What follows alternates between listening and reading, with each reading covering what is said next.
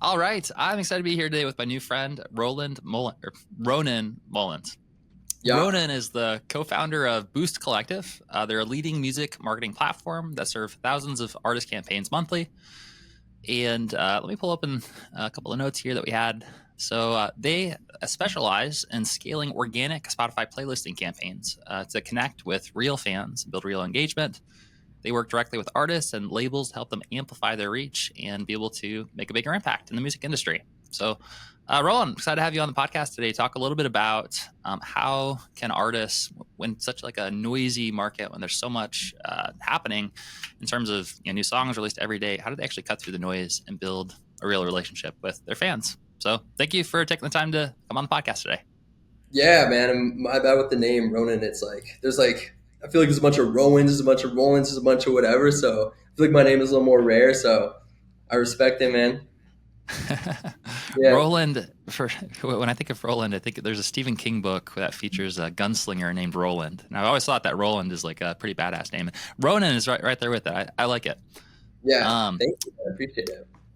but yeah, Ronan, maybe for anyone who this is their first time meeting you or connecting, could you share just a brief introduction to yourself and how you started Boost Collective?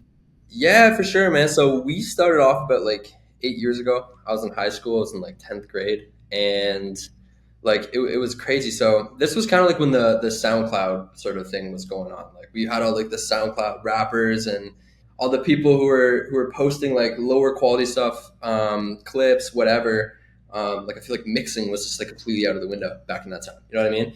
And I started a boost in high school because I'd always loved music. I always like making music. I was like making like EDM and stuff.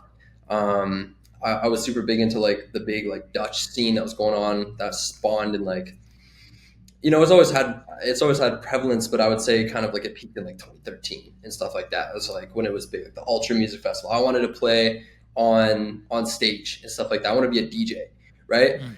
Um, and so I was like posting music to SoundCloud, but it wasn't getting much traction. So I was obsessed with like looking up articles on like how do you get more streams, plays on SoundCloud, YouTube, and stuff like that.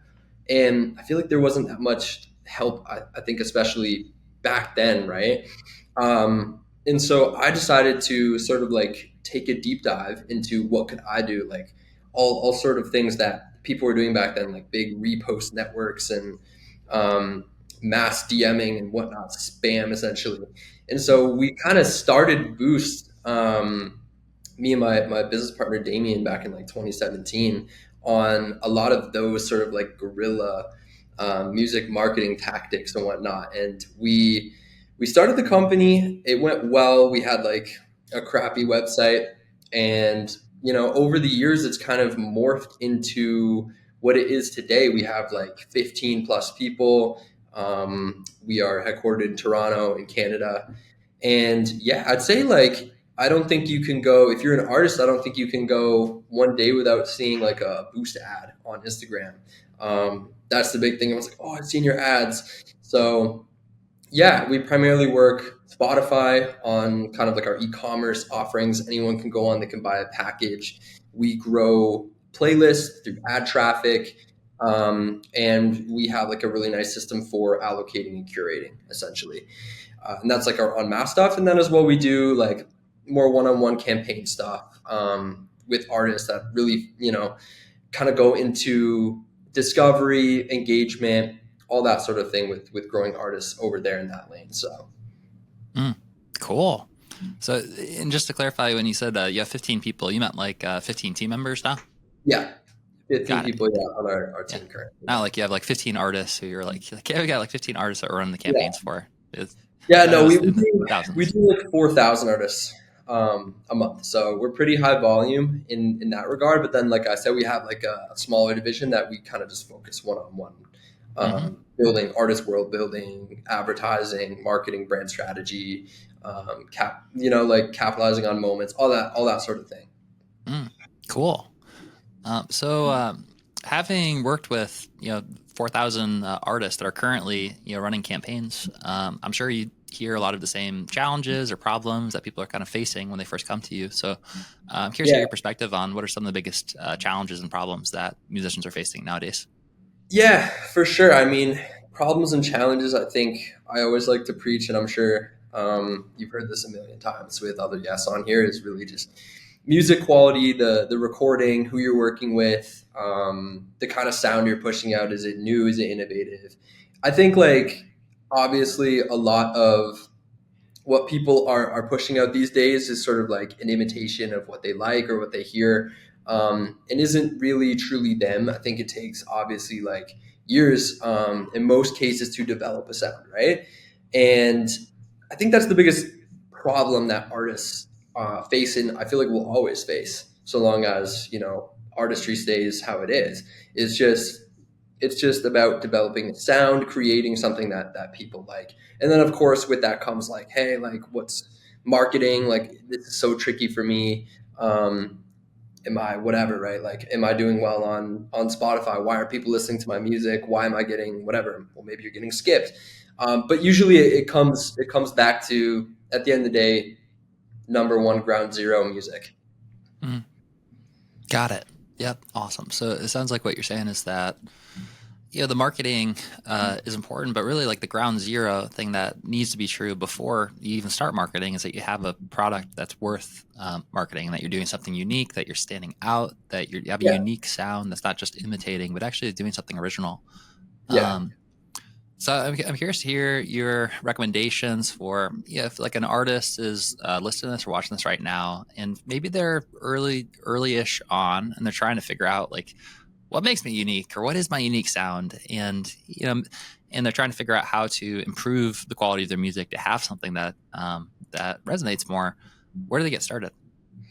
Yeah, I think this is a good question. I think some artists are innately just creative. And because I'll work with artists that they have a lot of that stuff down, but like they haven't really marketed it, or they don't have any kind of budget to be able to get things going. But like the creative is really well like done, right? Side of things. So I think some people are just innately more creative. And if you aren't innately more creative, then like it's okay to seek help for that, right? I think ultimately artists will that are succeeding, are going to succeed, are going to have a team built around them. I think everyone who's still independent, even at the highest level, still have like a good backing behind them in terms of a videographer and someone who can help them with styling, or like what I mean. I was working with an artist recently that um, they just couldn't get anything to work, and like we were running a kind of like ad campaign, and I think his look was very abrasive, so I think it was just turning people off. And so he had like a company go in and sort of create a style guide for him, like these are your colors. Let's do artist world building. Let's think about where are you from, right? He was like from Montana. And so it was like, okay, well, what would resonate with people in your area? What is the goal? Like, if your goal is to kind of break in the city that you're from, what are the people around there? Like, if you're walking outside every day, if you're the easiest access to playing a venue is in Montana, then how do we get you a look that you feel comfortable, kind of sporting, but is also, and that is true to you, but that people will resonate with, right? So I don't know. There's lots of ways that you can go about it. You could hire a company to do it. You could go crazy on a Pinterest board and really get in that zone for hours in a month. But I think you definitely need to perfect a look. I'm not really obviously seeing artists that are popping that at least don't have some sort of distinctive look about them that you'll know as soon as they drop a track or they post, the way that they interact, whatever it is that is inherently them, if that makes sense. Mm, got it. Yeah. Yeah, that's great. So it sounds like what you'd recommend is starting by either using Pinterest or like a board of like references, kind of get clear on like what do you resonate with, and not Yeah. just what you resonate with, but kind of finding that that Venn diagram where it's like things that are authentic to you and things that resonate with a wider audience, and trying to kind of find that spot in the middle so that you can be authentic while also connecting with an audience. Yeah. Um, awesome. So I'm curious to hear your perspective on improving like the quality of your music. Like if someone is just starting to make music right now, and maybe the songs are like are good. Like they don't have a problem with the creative part of it. They love writing songs. They have like 20 or 30 or 100 of them. But now there is a gap between like radio ready, like amazing quality versus where they're at right now. And let's imagine that budget is sort of constrained, and so they're trying to figure out how to get the best value, for their limited budget, but have good enough music and quality to really have commercial success. Yeah, Um, what do you recommend that they get started with? I think utilize like as many resources that you can on the internet. Like, I guess I want to give a shout out then to Rick Barker. I don't know if you talked to Rick before. Mm-hmm. Obviously, Yeah, I've had right? on the podcast a few times. Yeah, Rick's a cool guy, man. Every time that we jump on the phone, it's kind of like we go into like some of the artists that he's building and stuff like that. And we kind of floated the idea of kind of marketing his new course that he's got out. And so he gave me access to this course. I went and I watched it.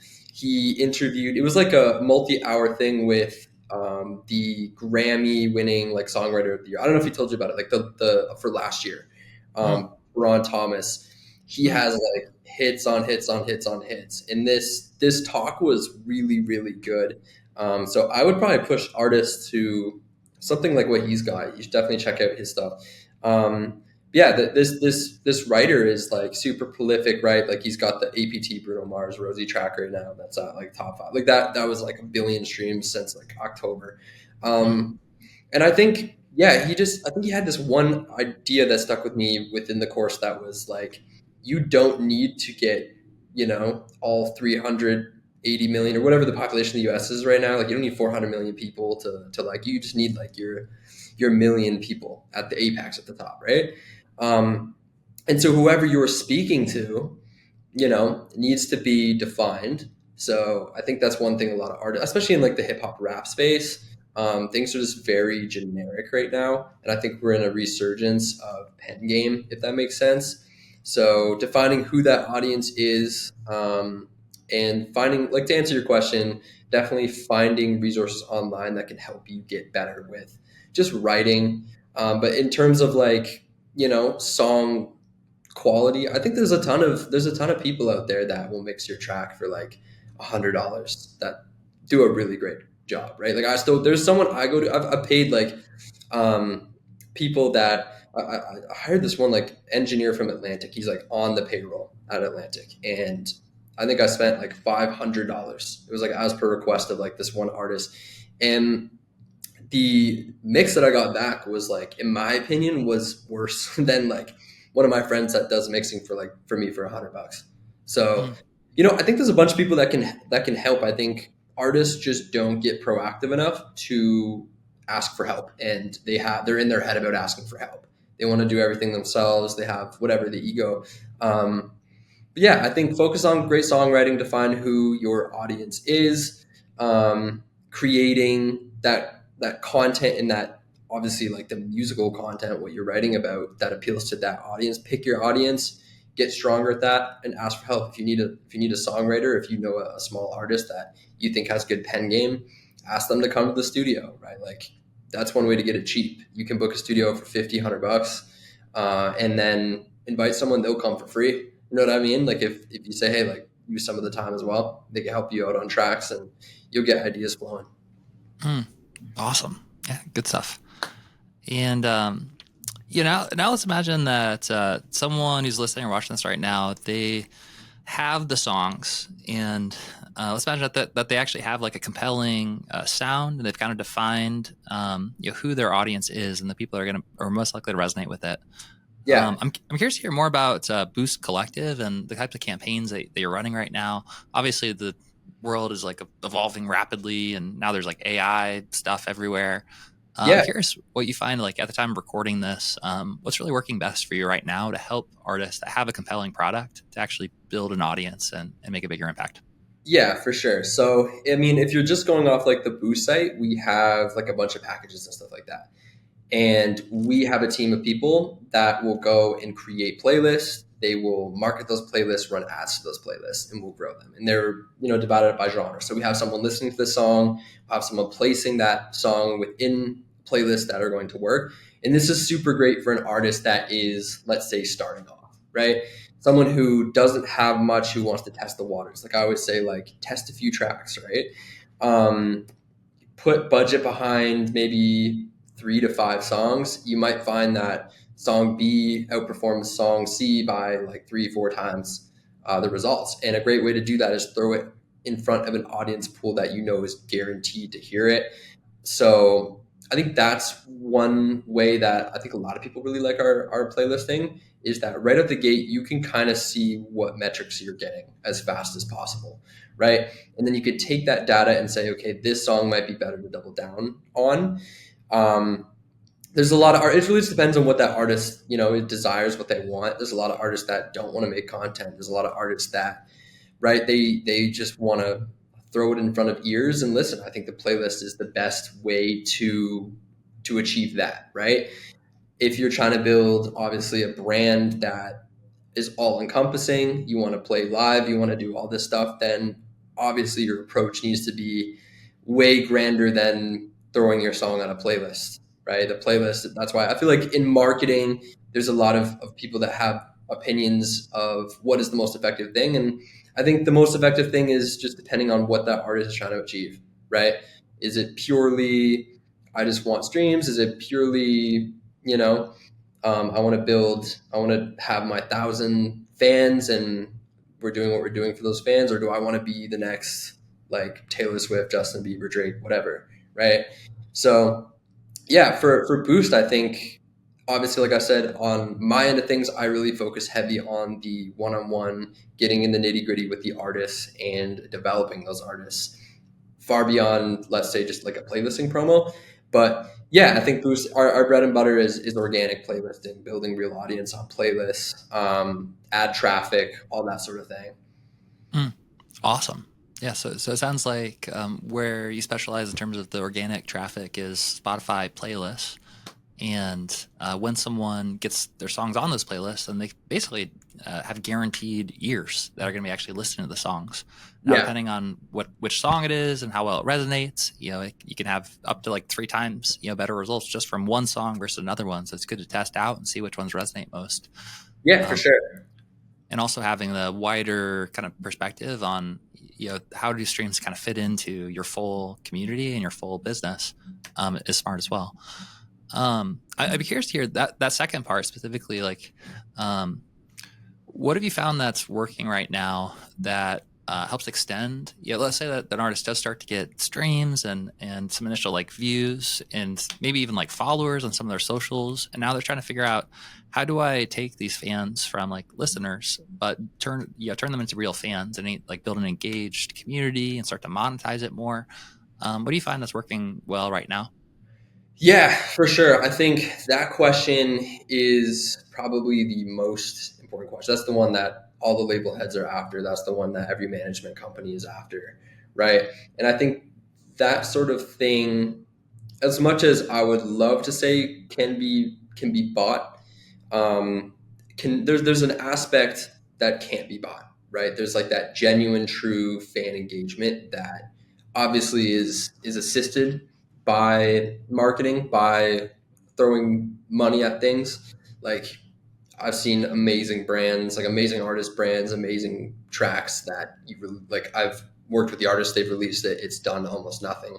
But then you throw like $1,000 behind it and wow, a year later we're at 1 million streams, right? And then you've seen stuff that, you'll put behind that is objectively good to my ears or to like people I'm sharing. And then you throw another $1,000, $2,000 on it and it doesn't perform well, right? I think the market is obviously going to take what the market is going to take. And I think some artists, it depends on their style, like their fan base will just eat it up. Sometimes it won't. But to really like, let's say they're getting streams, let's say like an artist is at like 10, 20, 30,000 monthly listeners. So they're not in the like pure bottom of the barrel noise. Like people are clawing their way to try and get out. They have a few tracks that are getting residual streams month 6 to 12 or whatever, and it's in their catalog, right? I think the next step is definitely looking at seeing what's working, getting things that are on the newest trends. I know like people don't like to chase the trends, but sometimes, that's what it's going to take. I think getting more nitty gritty on the refinement of the product, so what we're putting out next. I think there's like a bunch of things you could map out. I think I would sit down with an artist. I would look at their quality. I would analyze all the back end metrics. I would look at like, okay, like as a distributor, for example, like we have a distributor, right? Um, Whatever, like we can check the skip rates, for example. Let's go and see on these tracks um, the percent of people that are skipping on this music. You know what I mean? Let's go back to the drawing board and create something that is really really good.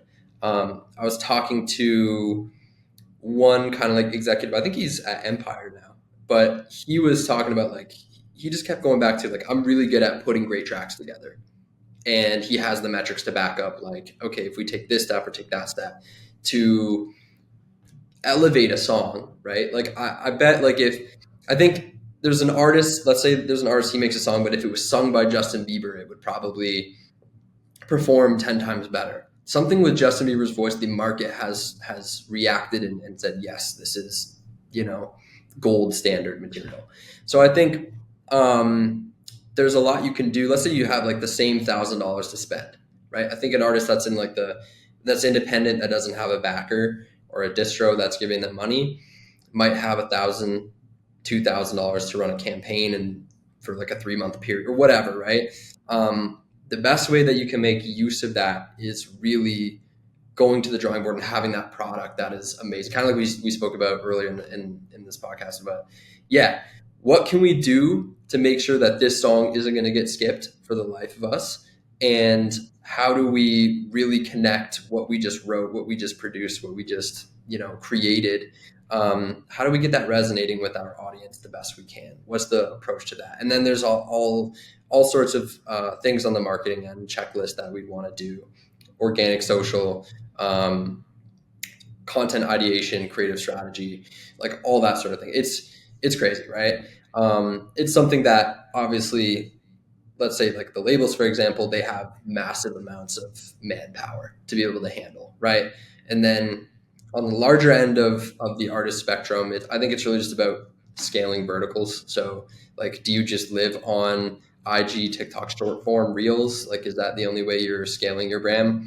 Well, maybe we should think about radio, internet radio, um, like a sync opportunity, a appearance on a podcast, a appearance somewhere else, a show, live, whatever it is, to scale all those verticals, like in the back of a streamer's um, like stream on Twitch, whatever. You know what I mean? I think it's just like thinking broader, going broader. So you want to master one and then go broader. Got it. Yeah, super smart.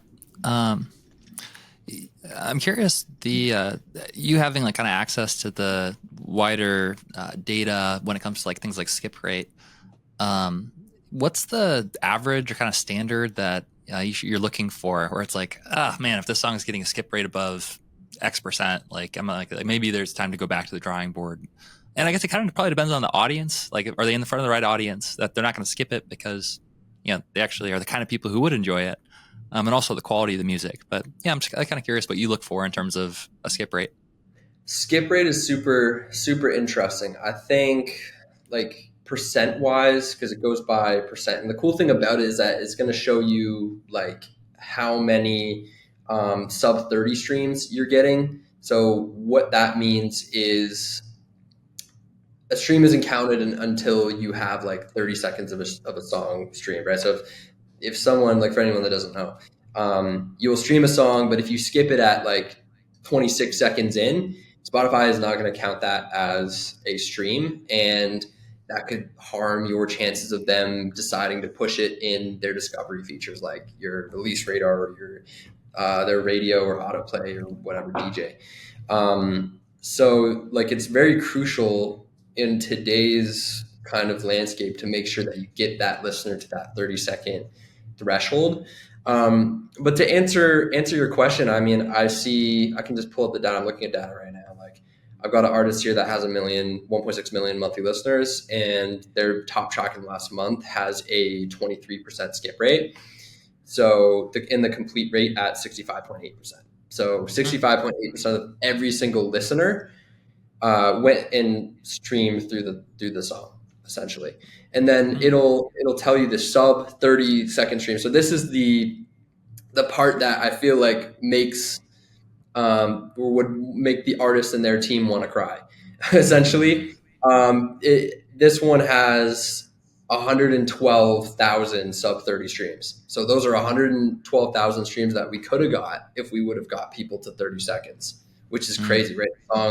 The song has in the last 30 days 465,000 streams, so half a million streams, but we lost out on about 112,000, so that number could have looked mm, like 600,000 if we would have got people mm. there. Hmm.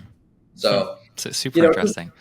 super interesting. Yeah, I, I was just imagining like deliberately putting parts in the first 30 seconds of your song that are like hooks that are like build yeah, ups. It's like wait for it, wait for it, yeah, boom, like 31 seconds.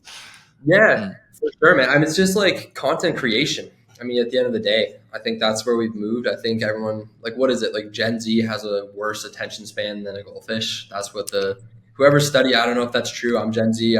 I've heard that before too. You Yeah, know, I don't know the study, but I've definitely heard that. yeah. So I think, I mean, it's the same way with making an ad for your song. I mean, if your first, it's called the hook rate, the percent rate. It's Mm. like the first 3 seconds of your ad. Like if 50, 60 people are leaving, like you see those charts when you run a creative and like, okay, you have 100%, you're at 0 seconds. Yeah. Cause they're scrolling on their page, but then instantly it's falling down. You're just wasting money. Right. So I think artists, it's the struggle, right? Some artists are all about, oh, this is my art and I want to have a 30-second intro or a 40-second cinematic build up to my song. You know, that's great. I think if you are The Weeknd, like I don't know if you heard his new album, but like a lot of his some of the tracks like get take a minute to get started. I think it's more of a cinematic experience album. But then you have like more viral creators and kind of viral artists where their song just starts right away. You know what I mean? Mm. Um, it really just depends. I think if you're kind of a legacy act, it doesn't matter. If you're someone whose audience at least is the youngest generation, then it just might be something to think about, right? Mm. Got it. Mm.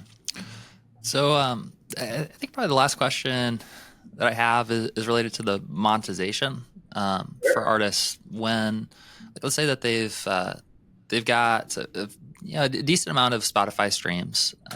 They've started to build traction. They have like a bit of a community, and now their biggest question is, yeah, how do I take these people that I'm resonating with, that I've built like a bit of a community around, and how do I actually make it into a sustainable income?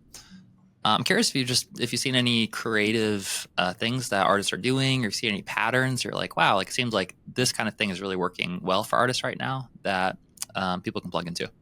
Yeah, I mean, there's a bunch of things. I mean, you could always sell merch and attach it as like on the track level on Spotify, like underneath the song, you can attach a merch item that resonates with that. I think that's one good way to go about it if you really have someone who shows up for you every single time. But I'm gonna guess most artists don't have that are watching. And I think one on one, the main thing that I want to focus on really is how do we create a roadmap for you to where you can get to the point where you don't have to rely on purely spending money every single release to make any sort of impact, right? So I believe strongly in numbers. I believe strongly in like projections and knowing what I can get for what cost. Um, so in terms of that aspect, it's like let's try and make a return on streaming. I think like the big debate is like, oh, streaming doesn't pay enough, and yeah, it can be better for sure, right? But that's what we got, and those are the cards that we have in our deck. So let's run the calculations and then think hypothetically, okay, how many people do we need to shove at this? And you just need a sustaining fan base to do it. So I did like this one artist that I'm working with right now. His name's Augie. So shout out to Augie. I think he's at around like 40K, and he was at like 5 to 10. I've been working with him for a few years now. He's in LA right now, but I took him from like I don't know 5, 10 to 40 or 50 50 peak monthly this last drop, and he's kind of starting from zero. So he'll make a post on Instagram. No one's going to go and check out the song, right? There is no community there. You'll post a song, he'll get like 100. He was getting like 100, 200, 300 streams within his first few days of releasing the track, right? So what we did is we created like a whole comprehensive like content plan where we went out and we shot creatives for his song. It was called Adderall High, and the song was basically about like you're so intensely in a state of focus that it kind of feels like you're on Adderall, right? And no one could knock him down from that focus. And it was like, that was the writing behind that track was, so we went and we got creative with it. We went into like, I think the winning piece of content that won for that song was like, he was in a therapy session. And the first 3 seconds of the video was like from the therapist standpoint. So he's like holding up his phone, like behind the computer screen, like, yo, this guy won't stop yapping. And it's like, Augie, he's the artist and he's just like complaining about his problems. And then it switches to another angle in the same room, kind of like you have your two camera angles, but this is like pro camera. And then he breaks the fourth wall, speaks at the camera kind of thing with the lyrics. But the lyrics are, the first lyric is like, lately I've been feeling stressed. So it works perfectly in this scenario based like video of him being in a therapy session in which, in the theme of the song, which a lot of people I feel like can relate to, people going through struggle, people, whatever it is, going to therapy, doing this stuff, that resonated incredibly well with someone. So we're building kind of like what this represents, and we got like 500,000 streams as of like we're at about 500,000 streams in about 80 days on that track. So to build the momentum into the next release, which we're putting out for him on March 7th, is cool. We've already bought that data. We spent, let's say, $3,000 on it. So how do we make $3,000 back? I think over the course, like $3-4 grand over the course of a year, that song is going to make it back. Like that, the metrics were right on that track. It took about 12 months to recoup that investment. But going forward, the next track should be, in theory, easier than the last one. If it's a great track and we can also get it to resonate with people, should be, in theory, easier to recoup that money because we have all this. We have all the audience from the last track that we've already paid to get that data. We have the data now for that, right? We can retarget those people. We got like 300, 400 comments on those ad videos promoting that last track, on like that therapy video and a bunch of other videos that we tested. So let's get a little more guerrilla with it. Let's go run pre-save campaign. Let's go run up like 300-400 people pre-saving, following out the gate, stronger release week. And then you could even use ChatGPT to create like a mapped projection of how long it's going to take if you are retaining a stream floor of whatever it is. I think our stream floor will be like 2,000 for the last track, and you can just kind of plug it in. It's like, okay, cool. It'll take 350 days, 370 days, whatever, to recoup the investment if payout per stream is 0.003 cents, whatever. So I think it's that, and then creating a really, really robust like release schedule. My plan for him, transparently, I'm going to spend probably like 10, 15K on the next like 2-3 singles. So we'll be like 15 in the red. We'll be recouping our investment as we go. But out of that, what came out of that, we have, like right now, like 1,500 new followers on Spotify. We will reach like 3,000, 4,000 by the end of those releases, maybe more. We have a ton of new audience that are on Apple and are on Amazon and that are on YouTube now, right? We have a ton of people in the DMs that we can send pre-save links to. They've forever pre-saved, they've followed, so they'll get hit with those tracks. Basically, the point is to get him to the point where he can start releasing new music, and we don't have to pay as much to get the same result as last time. You can drop 2 tracks.